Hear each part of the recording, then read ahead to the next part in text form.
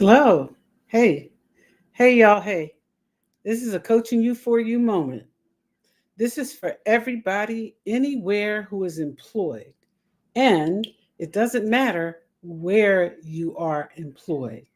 As long as you are doing your job and acting responsibly, nobody, and I mean nobody, no matter who they are, what their position is, or who they might think they are, has the right to harass or abuse you. And this is a lean in moment.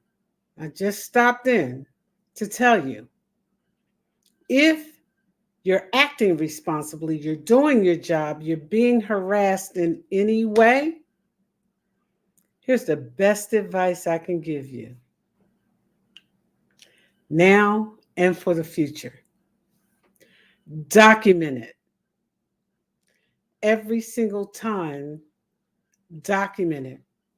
Where you were, when it happened, who was around, what the topic was, the date and the time of day. Document it. And when you have enough documentation, speak to the person who is committing the abuse and ask them to stop. Do not give them any copies of your documentation under any circumstances, because right now is just a discussion.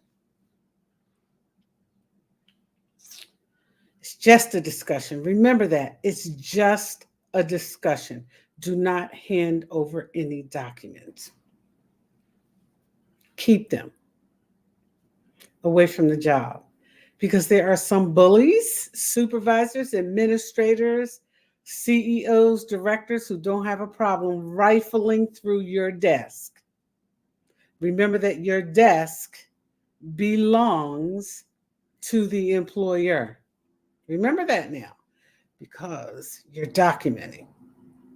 Keep your paperwork separate and apart from the office. On your phone where you can access it, make copies. If that doesn't work, go to the next person in charge. So if it starts with another employee, you speak to them, nothing works, go to the supervisor. If the supervisor does not respond, go to the supervisor's supervisor. If they don't respond, keep moving up the chain and document every conversation. If they agree to handle it, before you leave that room, request information about when and how they intend to handle it. You know, sometimes people give you information and blow you off just to get you out the room, especially if you're complaining about a friend of theirs or where there's a cover up. And yeah, that happens at the office, on the job, everywhere. You know, employers have a tendency to hire their friends or people they feel will work in their best interest to do whatever work beyond the work they're being paid for that, that they'll do for them. And so they're willing to hire them even if they're not good employees, even if they're not employees who are going to do what's right. They'll hire predators before they'll hire somebody with experience if it means they get to cover up and continue to play their game of catch you when they can. So document and report. Move up the chain. Every bit of the chain that you move up for, ask for help and document it. And don't stop documenting. Even after the situation is supposedly resolved, don't stop documenting because there may come another point in time where you'll need to be on point. Make sure you are. If that doesn't work, you know the way you Google everything or you ask Siri for everything you want: how to buy a new car, how to buy a house, where this is located when you're tracking somebody you're trying to find. And I know y'all know about that. Do the same thing in asking, we're in the state of New Jersey. Where in the state of New Jersey would I file a complaint if I'm being harassed and mistreated at my place of employment?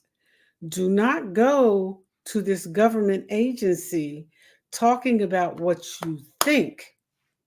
Go with documentation and your papers in hand.